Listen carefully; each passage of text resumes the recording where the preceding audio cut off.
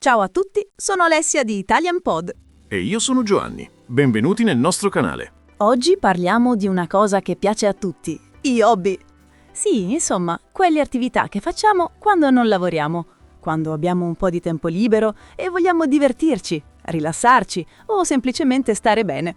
Esatto. E sai una cosa? Parlare dei propri hobby è utilissimo quando conosci persone nuove, magari in un contesto informale, con colleghi, amici, oppure durante un viaggio in Italia. Proprio così. E oggi ti insegneremo come farlo in modo naturale, con frasi vere, quelle che usano davvero i madrelingua.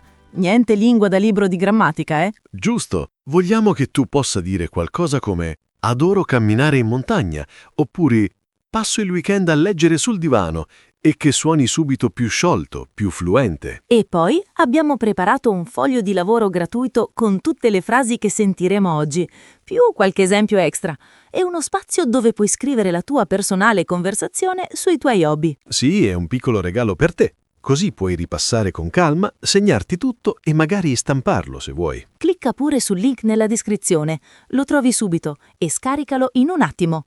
Così potrai ricordare ogni cosa che impari oggi. Allora, Giovanni, se dovessi chiedere a qualcuno che cosa ti piace fare nel tempo libero, secondo te funziona sempre come domanda? Sai una cosa? Funziona e come? È una di quelle frasi magiche, semplice ma potentissima. La usi con chiunque, un collega nuovo, una persona che incontri al bar, oppure durante una cena tra amici.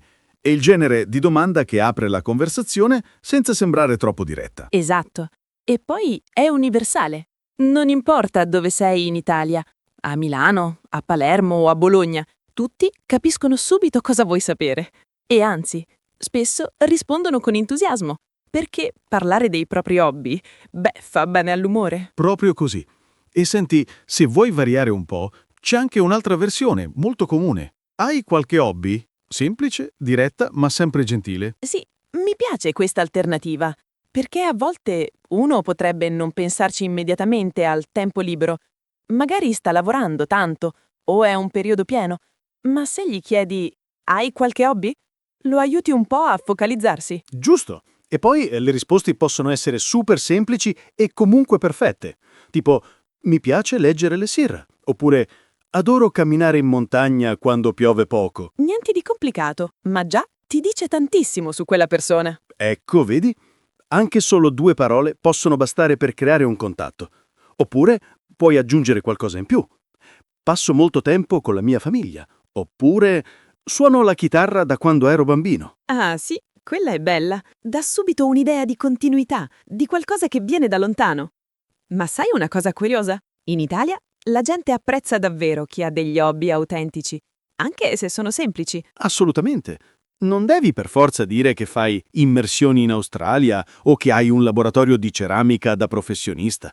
Se dici coltivo piante sul balcone, va benissimo.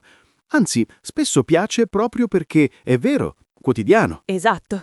E magari quella persona, dopo aver sentito coltivo piante sul balcone, risponde davvero, anch'io. Ho un basilico che ormai è quasi un albero. E via, parte la conversazione. Che bello quando succede. Senti, possiamo provare a immaginare un paio di risposte tipiche così chi ci ascolta può prendere spunto? Certo.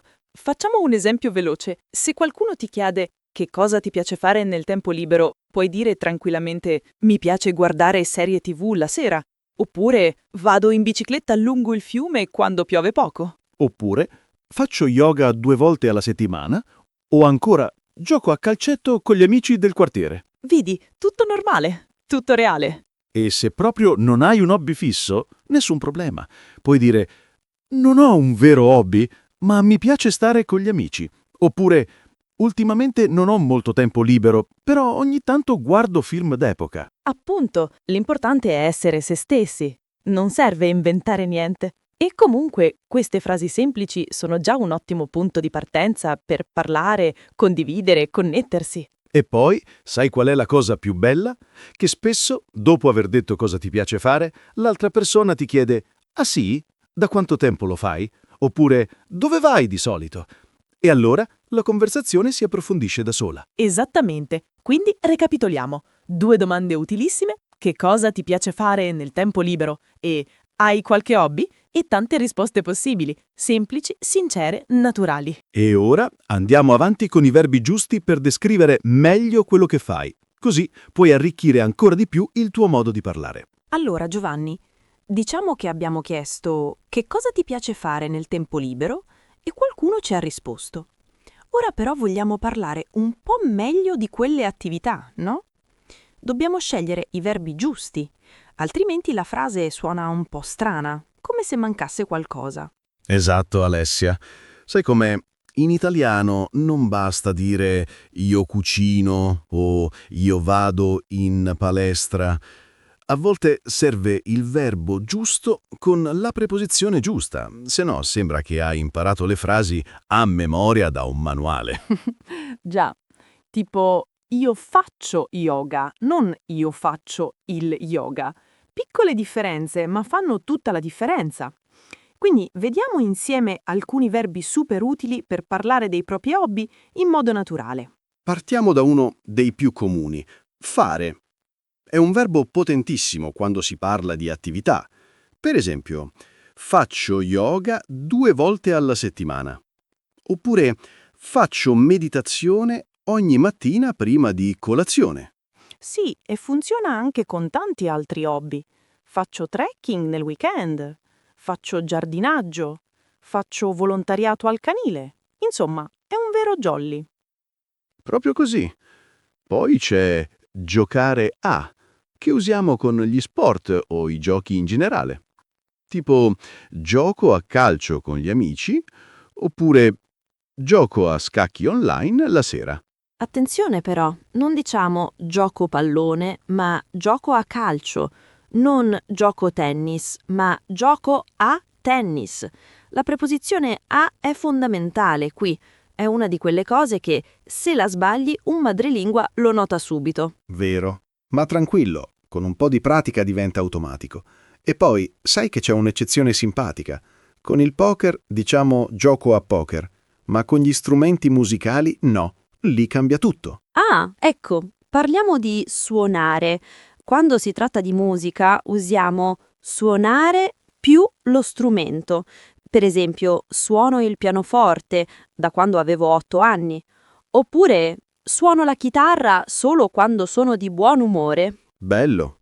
E poi ci sono verbi più diretti, senza preposizioni strane. Leggere, guardare, ascoltare. Semplici, chiari e immediati. Tipo, leggo molti romanzi gialli. Oppure, guardo serie TV la sera, soprattutto quelle italiane. Io aggiungerei andare a, che è perfetto per eventi o luoghi. Per esempio, vado ai concerti quando posso, oppure vado alle mostre d'arte ogni tanto. È bello perché dà l'idea di movimento, di esperienza. E che ne dici di coltivare? Un verbo elegante ma molto usato, specialmente adesso che tanta gente ha il balcone pieno di piante. Coltivo erbe aromatiche, oppure coltivo piante grasse. Sono facili da gestire. Che meraviglia!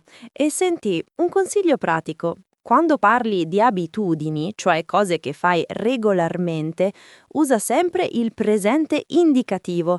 Non serve complicarsi con tempi difficili. Per esempio, ogni sabato vado in bicicletta. Non ho andato o andrò, ma vado, perché è un'abitudine. Sì, ed è proprio questo che rende la frase naturale. Il presente ci dice è parte della mia vita, lo faccio spesso, mi appartiene. E poi puoi arricchirla con dettagli. Di solito vado in bicicletta al parco con mio figlio. Già così la frase prende vita. Appunto, e non devi aver paura di sembrare ripetitivo.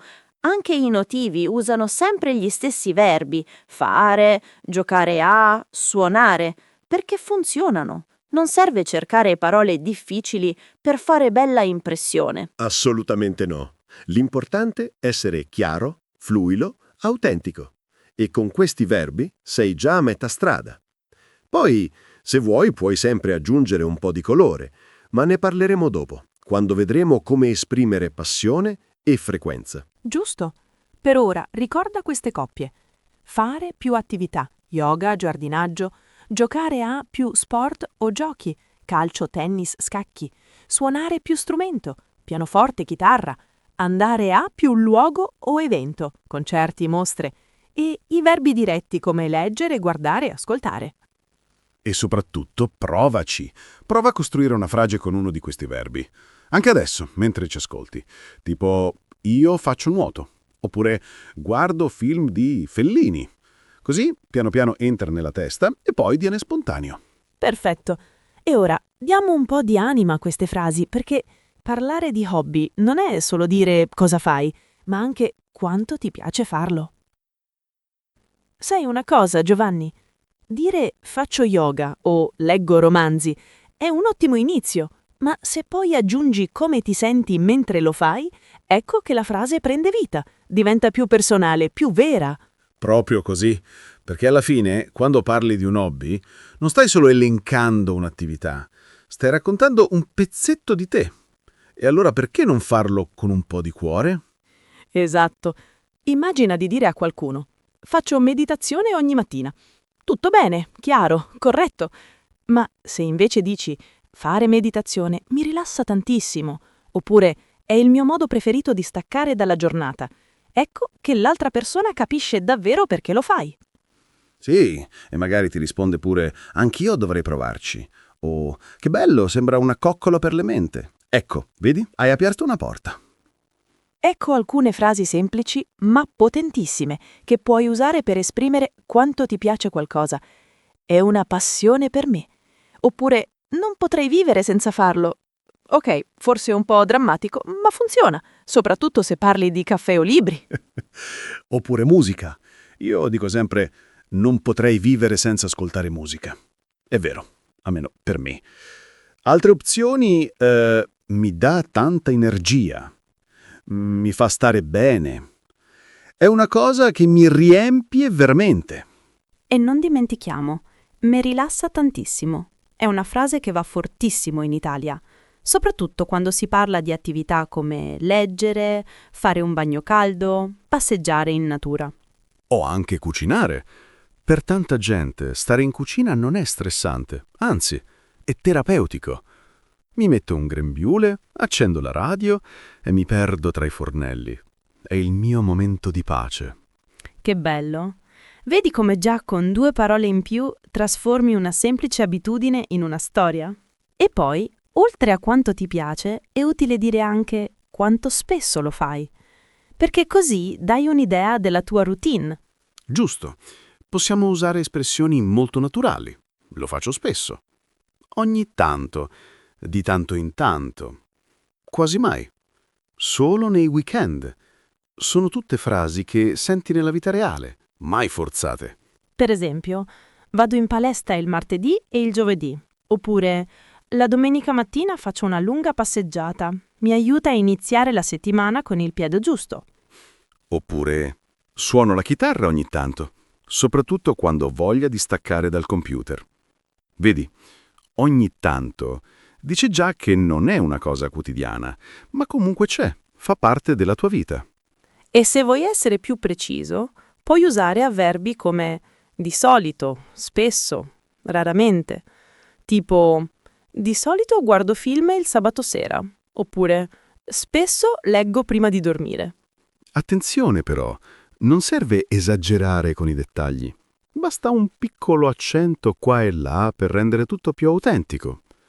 Anche solo dire ultimamente non ho molto tempo libero, quindi lo faccio solo ogni tanto. Trasmette subito una situazione reale, con cui chiunque può identificarsi. E questo è importante, no? Non dobbiamo sembrare perfetti, né dobbiamo avere 1000 hobby. A volte basta dire adoro disegnare, anche se ultimamente non ne ho il tempo. E già così mostri interesse, sensibilità, un lato personale. Appunto. E sai qual è la cosa bella?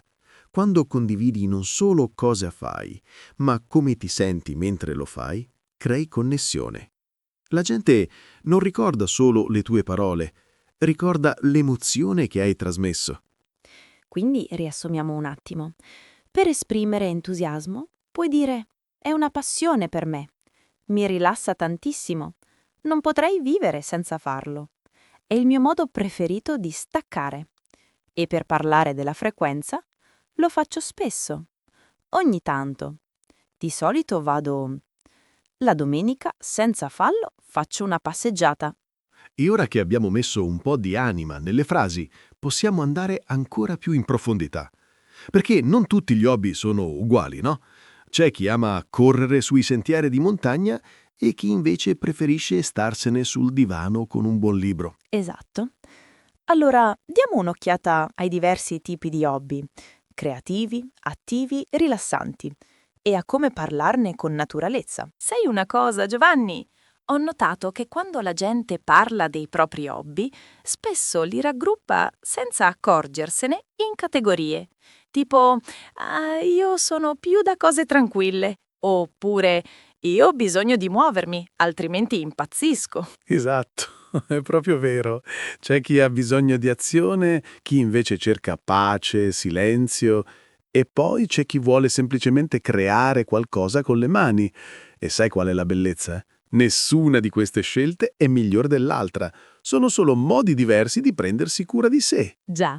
E in Italia, soprattutto negli ultimi anni, si sente sempre di più questa attenzione al benessere mentale. Quindi non stupirti se senti persone dire frasi come «faccio meditazione perché mi aiuta a stare meglio dentro» o «ascolto musica classica quando sono nervoso». Sì, ed è una cosa bellissima. Prima forse sembrava strano parlare di emozioni o di salute mentale, oggi invece è normale. E gli hobby rilassanti, anzi, sono quasi una specie di orgoglio. Tipo, sì, ogni sera faccio 10 minuti di respiro consapevole. È il mio momento. Che meraviglia! Allora, dividiamo un po' questi hobby in gruppi, così puoi scegliere le parole giuste per descrivere il tuo stile. Partiamo dai creativi. Questi sono per chi ama esprimersi, inventare, giocare con l'immaginazione. Per esempio, disegno da quando ero bambino. Oppure faccio fotografie, soprattutto paesaggi e dettagli di città. Io aggiungerei scrivo poesie oppure cucio vestiti per mia figlia. Anche dipingere, suonare uno strumento, scrivere racconti, sono tutti hobby creativi. E sai una cosa? Spesso chi li fa dice mi fa sentire vivo, è come se il tempo volasse. Sì, perché quando sei immerso in qualcosa di creativo, entri in quello che chiamano flow. Non pensi al lavoro, alle bollette, ai problemi. Sei solo tu e ciò che stai facendo. Bellissimo. Poi ci sono gli hobby attivi, quelli che ti fanno sudare, muovere, uscire da casa. Per esempio, faccio trekking nel weekend, oppure nuoto 3 volte alla settimana. Oppure gioco a tennis con un amico ogni venerdì sera. O ancora vado in bicicletta anche d'inverno purché non piova. Questi sono hobby dove conta il movimento, lo sforzo fisico, ma soprattutto la sensazione di energia che ti lasciano dopo. E spesso chi li pratica lo dice con orgoglio. È il modo migliore per scaricare lo stress, oppure dopo una corsa mi sento una persona nuova.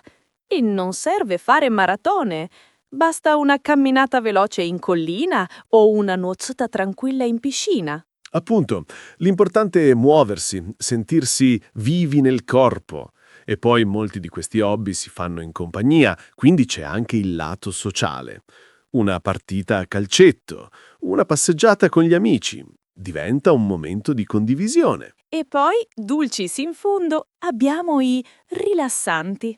Sai, quelle attività che non richiedono sforzo, ma ti rigenerano lo stesso. Per esempio, faccio meditazione guidata prima di dormire, oppure ascolto musica classica mentre guardo fuori dalla finestra.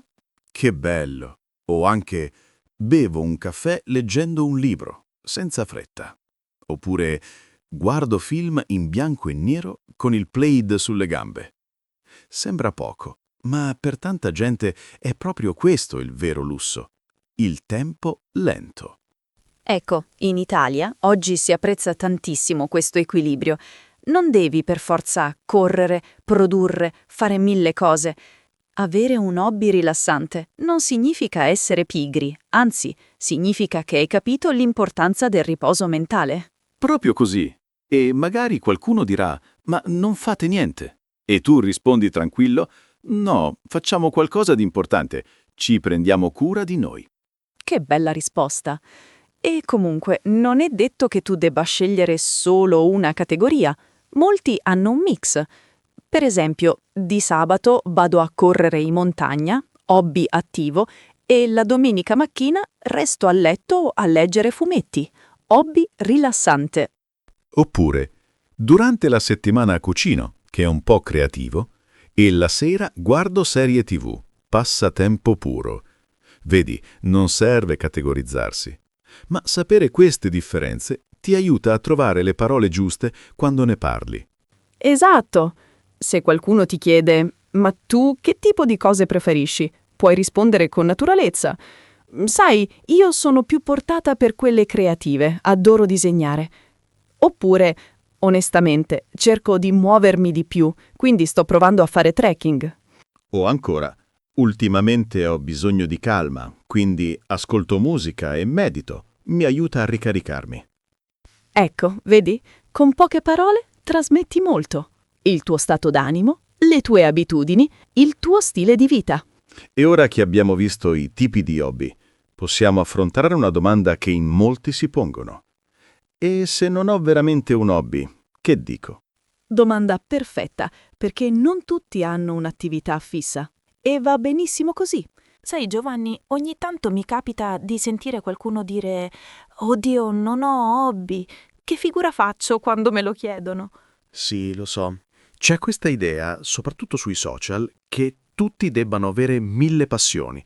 Corsi di ceramica, viaggi in bicicletta, laboratori di scrittura creativa. E se non ce l'hai, sembra quasi di essere fuori posto. Esatto, ma voglio dirti una cosa importante. Non è vero. Non devi per forza fare yoga alle 6 del mattino o dipingere acquerelli nel weekend per essere interessante. Anzi, spesso la gente apprezza molto di più chi è sincero. Assolutamente. E poi, pensaci, quante volte abbiamo passato il tempo libero semplicemente stare con le persone che amiamo?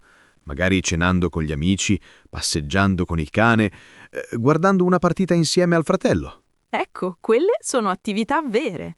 Non sono hobby nel senso classico del termine, ma fanno parte della tua vita, ti danno piacere, ti rigenerano. Quindi, perché non dirlo con naturalezza? Proprio così. Puoi tranquillamente rispondere: non ho un vero hobby, ma mi piace tantissimo stare con gli amici.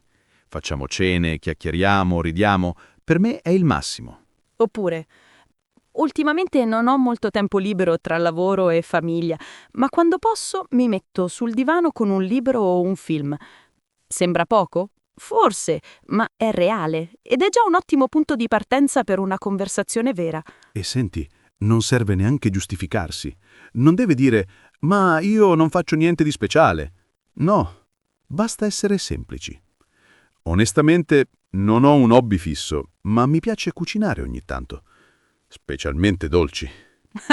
Ah, specialmente dolci. Già così aggiungi un tocco personale e magari l'altra persona risponde: davvero, che fortuna! Portane uno la prossima riunione. E via, nasce un momento leggero, simpatico. Ecco, vedi? Non serve avere un curriculum di hobby perfetto. L'importante è condividere qualcosa di autentico. E comunque, se proprio vuoi, puoi anche dire che stai pensando di iniziare qualcosa, tipo: sto considerando di iscrivermi a un corso di fotografia. Ultimamente mi affascina davvero. Oppure vorrei provare a fare yoga. Ho visto che fa bene sia al corpo che alla mente. Oppure ancora, ho comprato una pianta grassa la settimana scorsa. Diciamo che è il mio primo tentativo di coltivare qualcosa. Il mio primo tentativo. Che bella frase. È umana, onesta, un po' autoironica e funziona sempre. Perché fa capire che non hai tutto sotto controllo e va benissimo così. Appunto. E sai qual è la cosa più bella? Che a volte, parlando di ciò che non fai ancora, apri la strada a nuove possibilità. Magari quella persona dice: ma dai, vieni con me alla mia lezione di danza, È aperta a tutti. Succede spesso. Parlare dei propri hobby o della mancanza di hobby non è una prova da superare, è un invito a conoscersi meglio.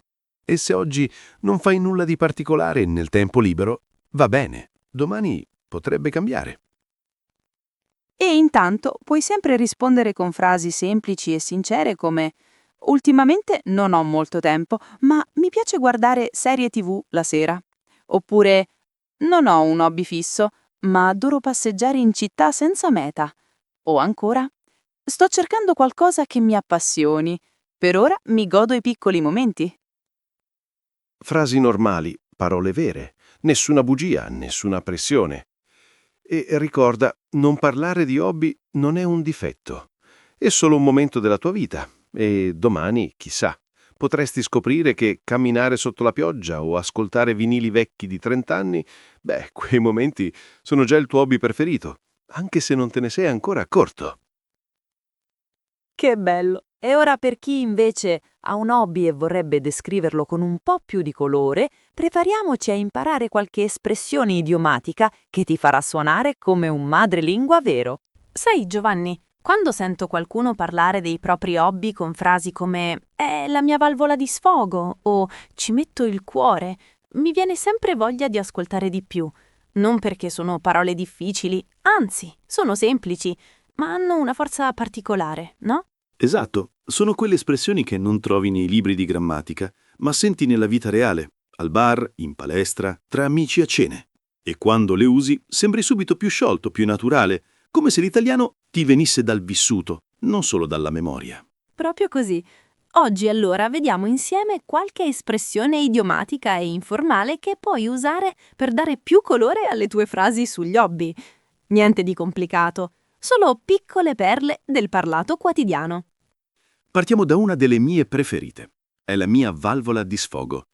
Immagina di accumulare stress durante la settimana, lavoro, impegni, pensieri, e poi finalmente vai a correre. Suoni la batteria, dipingi un quadro. Ecco, quello è la tua valvola di sfogo. Che immagine potente, vero? È come se aprissi un rubinetto e lasciassi uscire tutta la tensione. Quindi puoi dire tranquillamente: fare trekking è la mia valvola di sfogo. Oppure, quando suono la chitarra, è come se mi liberassi. E sai una cosa? Questa frase piace tantissimo in Italia, perché mostra che hai cura di te stesso. Non stai solo facendo un'attività, la stai usando per stare meglio dentro. Bellissimo. Poi c'è un'altra espressione che adoro. Ci metto il cuore. Non significa che sei innamorato del tuo hobby, anche se a volte sì, ma che ci tieni davvero, che lo fai con passione, con amore. Per esempio, cucino ogni domenica per la famiglia, ci metto il cuore. Oppure insegno danza ai bambini del quartiere. Non è un lavoro, ci metto il cuore. Che emozione! È una frase semplice, ma tocca dritto al sentimento e la gente la capisce al volo, anche solo dirlo con un sorriso. Sai, quando scrivo poesie ci metto proprio il cuore. Basta quello per trasmettere autenticità. E poi cambiamo registro. A volte non vogliamo esagerare con i sentimenti. Magari il nostro hobby è bello, ma non è una missione di vita. Allora usiamo questa.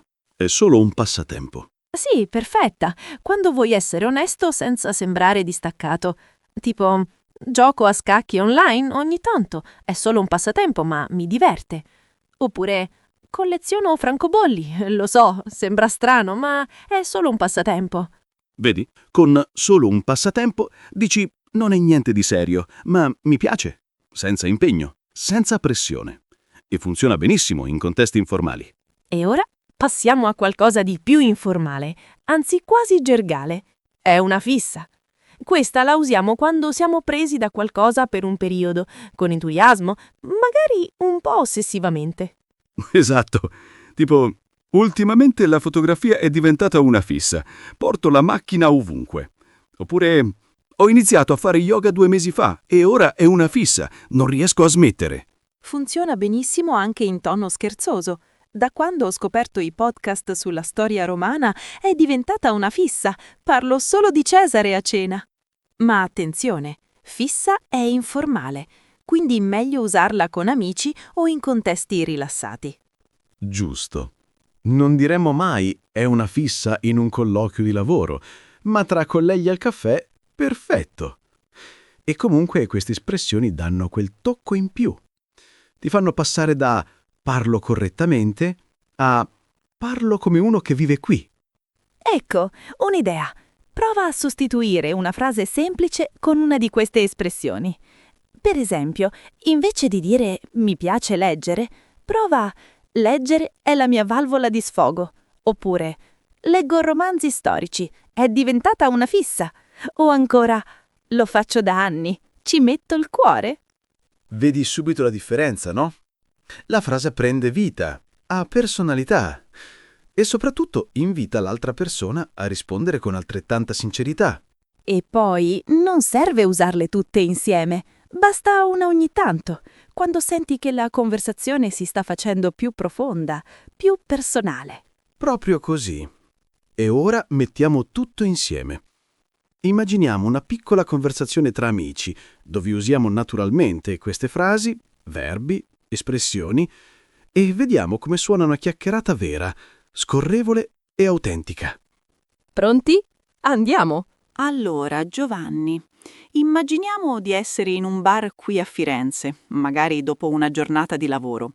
Ci sediamo fuori, prendiamo un aperitivo leggero, un bicchiere di vino bianco o una spremuta. Dipende dall'umore. Oggi opterei per la spremuta, ma va bene lo stesso. E mentre aspettiamo qualcuno, cominciamo a chiacchierare del più e del meno. E naturalmente arriva la domanda classica. Esatto. Ecco che Alessia si gira verso Giovanni e gli dice con naturalezza: Giovanni, scusa se te lo chiedo solo ora, ma che cosa ti piace fare nel tempo libero? Non ci ho mai pensato davvero. Ah, bella domanda. Adoro camminare in montagna. Davvero non c'è niente che mi faccia sentire così vivo. È la mia valvola di sfogo, sai. Quando ho tante cose in testa vado su un sentiero e puff, tutto svanisce. Che bello! Lo fai spesso? Sì, ogni weekend quando posso, anche solo qualche ora. Mi basta indossare gli scarponi, mettermi lo zaino e partire. A volte vado da solo, altre con mio fratello.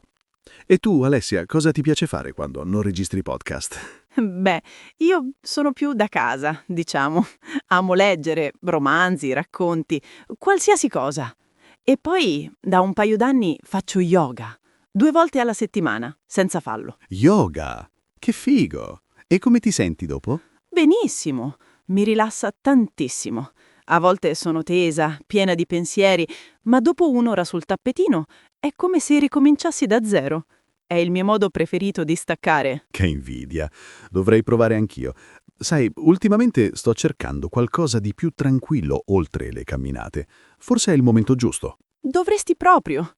Non devi essere flessibile come un gatto, eh? Basta volerlo provare. Io all'inizio facevo fatica anche solo a toccarmi le punte dei piedi.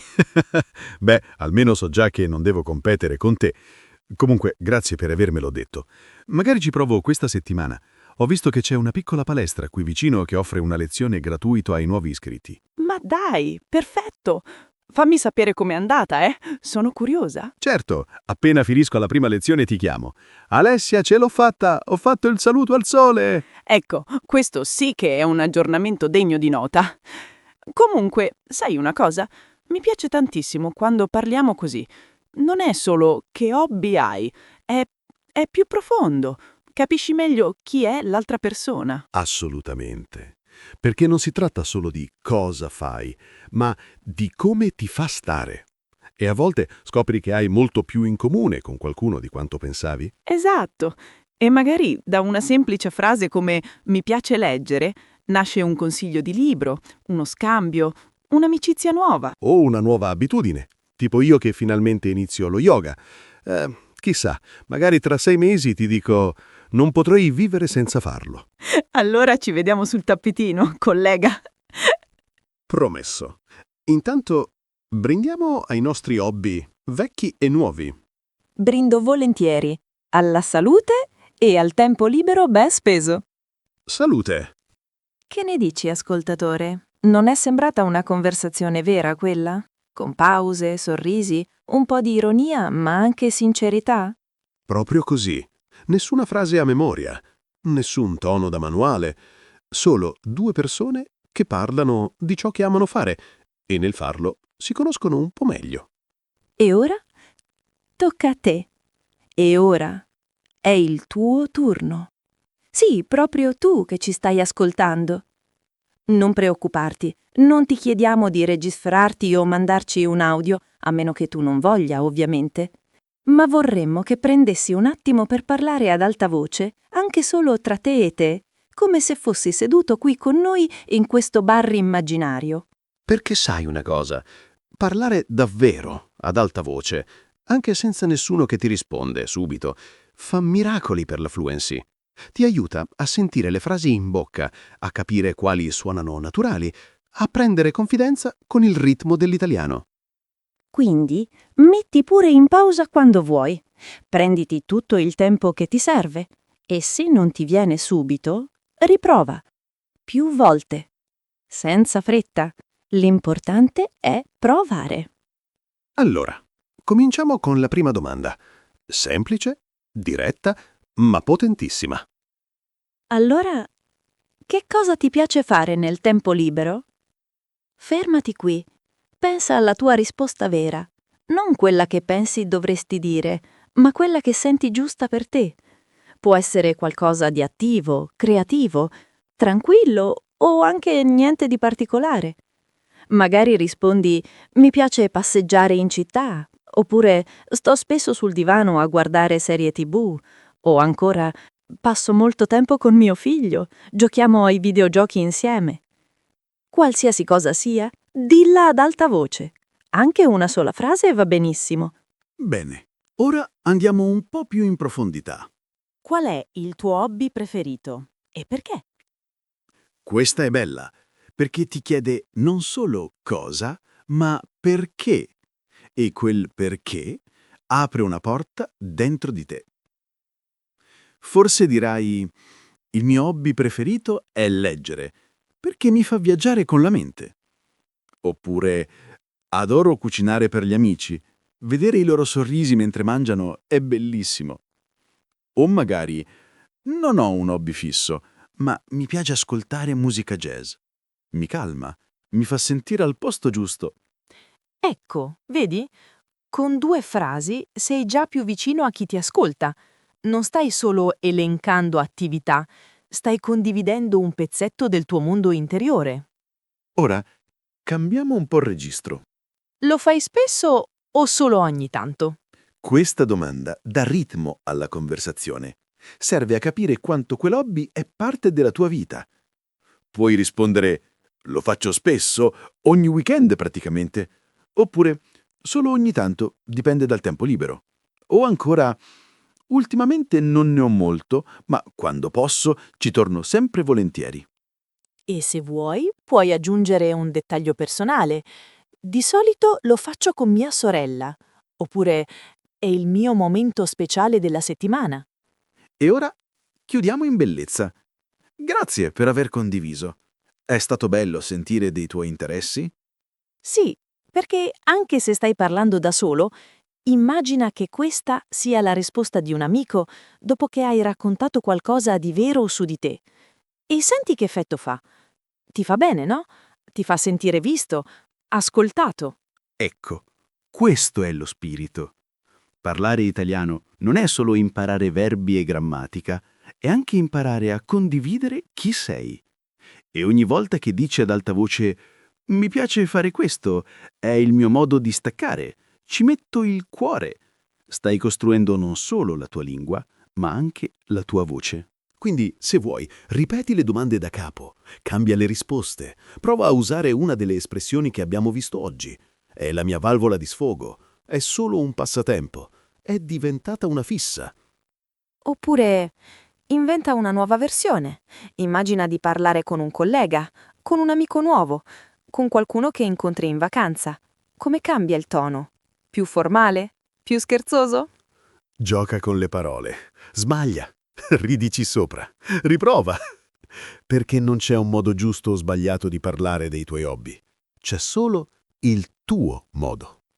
E ora andiamo a chiudere questa lezione con un piccolo recap e un regalo per te. Allora, facciamo un piccolo recap di quello che abbiamo fatto oggi, senza fretta, giusto per fissare bene le cose in mente. Sì, perché sai com'è, abbiamo parlato tanto con esempi, frasi, espressioni, e alla fine è bello fermarsi un attimo e dire «Ok, cosa ho imparato davvero?» Esatto. Oggi hai imparato a parlare dei tuoi hobby in modo naturale, autentico, come farebbe un madrelingua. Non a memoria, non con frasi stile dizionario, ma con un tono vero, umano, coinvolgente. Abbiamo visto domande semplici ma efficaci come «Che cosa ti piace fare nel tempo libero?» e «Hai qualche hobby?» Domande che puoi usare ovunque, al lavoro, in viaggio, a una cena tra amici. Poi abbiamo scoperto i verbi giusti per descrivere le tue attività: fare, giocare a, suonare, andare a, coltivare e tanti altri. Con le preposizioni corrette, così non sembri uno studente modello, ma una persona reale. E non ci siamo fermati ai fatti. Abbiamo aggiunto emozione. Mi rilassa tantissimo. Non potrei vivere senza farlo. È il mio modo preferito di staccare. Frasi che trasformano una semplice abitudine in una storia. Poi abbiamo dato un nome ai diversi tipi di hobby: creativi, attivi, rilassanti. Così ora sai come parlarne con più precisione, ma soprattutto con più consapevolezza. E soprattutto abbiamo detto una cosa fondamentale. Non serve avere un hobby perfetto. Va benissimo anche dire «Ultimamente non ho molto tempo libero» oppure «Sto pensando di iniziare qualcosa di nuovo». Perché l'importante non è cosa fai, ma come lo racconti. Con sincerità, con un po' di calore e magari con una di quelle espressioni che danno colore. È la mia valvola di sfogo. Ci metto il cuore. È solo un passatempo. È diventata una fissa. E poi abbiamo provato tutto insieme, con una conversazione vera, dove ogni frase scorreva naturalmente, con pause, sorrisi e un po' di leggerezza. E infine ti abbiamo lasciato lo spazio per parlare, per dire ad alta voce chi sei, cosa ti piace, cosa ti rigenera. E speriamo che tu lo abbia fatto, anche solo sottovoce, mentre camminavi, mentre bevevi il caffè. Perché ogni volta che apri bocca in italiano, anche se nessuno ti sente, stai costruendo qualcosa di grande. La tua fiducia, la tua voce, il tuo modo di esistere in questa lingua. E per aiutarti a ricordare tutto, ogni frase, ogni verbo, ogni espressione, abbiamo preparato un PDF gratuito apposta per te. Sì, è un piccolo regalo da parte nostra. Dentro trovi tutte le frasi che abbiamo visto oggi, organizzate per tema. Una tabella con i verbi utili e le preposizioni giuste.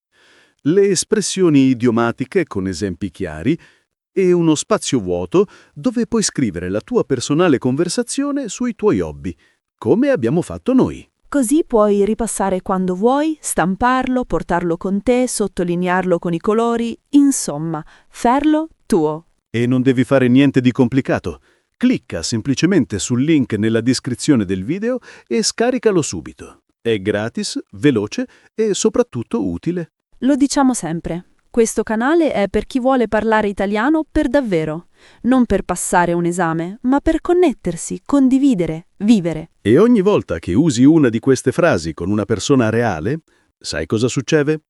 Non stai solo praticando la lingua, stai costruendo un momento umano. Quindi grazie. Grazie per essere stato qui, per ascoltare, per riflettere, per provare. Perché imparare una lingua richiede coraggio. E tu ce l'hai. E noi siamo felici di camminare un pezzo di strada con te,